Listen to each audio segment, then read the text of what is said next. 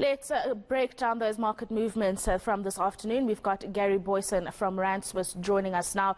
You'd think the chaos that's happening between Ukraine and Russia would have a really negative impact on market movements like we saw last week.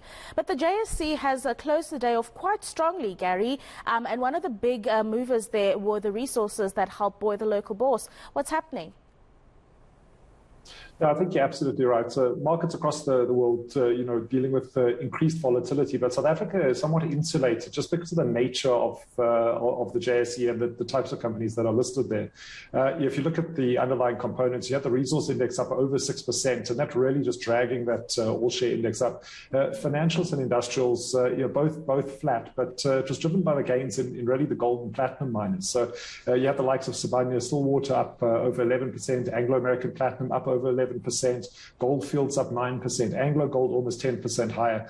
And this is really as investors rush towards safe havens, helping to lift the gold price. But I suppose it's also that Russia is a major producer of platinum. So with Russia's platinum supply coming out of the market, that is an immediate windfall for South African platinum mining companies. And that, I think, being reflected in the share price. We did have some bad news as well. So, I mean, we've obviously got companies like Mondi listed. Mondi coming out with just a market update on their operations in the Ukraine and Russia around lunchtime, and that stock down over 9% because around 12% of its revenue, specifically a high margin integrated pulp and packaging and uncoated fine paper mill, sit inside Russia, and they've also got a small paper bag plant that's sitting in the Ukraine. At the moment, they say those two, or at least the Ukrainian facilities are still operational, and I'm sure they'll keep the market appraised. No, absolutely. And I'm glad you bring up some of the companies that will be impacted both positively and negatively. One that's set to benefit positively, Gary, is Harmony Gold, speaking to the team from there earlier on today, indicating that they are going to reap quite nicely from the price of gold over this period. No, at the moment, it's interesting. So a company like Harmony actually does well, one, when the gold price goes up, but being South Africa's largest gold miner, it also benefits if the currency weakens. And while we've seen the ruble collapse over the last couple of days, heading to the US dollar well over 100, it seems to be staging a little bit of a recovery as the Russian central bank hiked interest rates to 20% from 9.5%.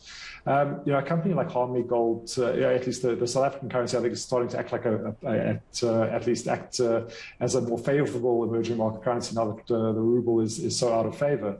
But a company like Harmony, absolutely, they need higher gold prices. They do benefit from the weaker currency as well. But there are operational issues for the company as well. They didn't make their production targets in the first half. They also had to take a write-down at the Bambanani mine, and they brought that closure ahead, 2 years forward.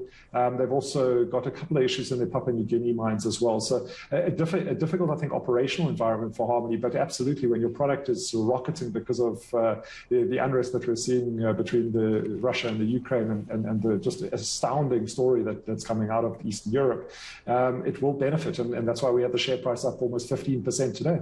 Yeah, absolutely. We've run out of time, but very briefly, what did you make of RCL's numbers that they put out this afternoon, also indicating that they'll be negatively impacted by what's happening between the two countries in Europe?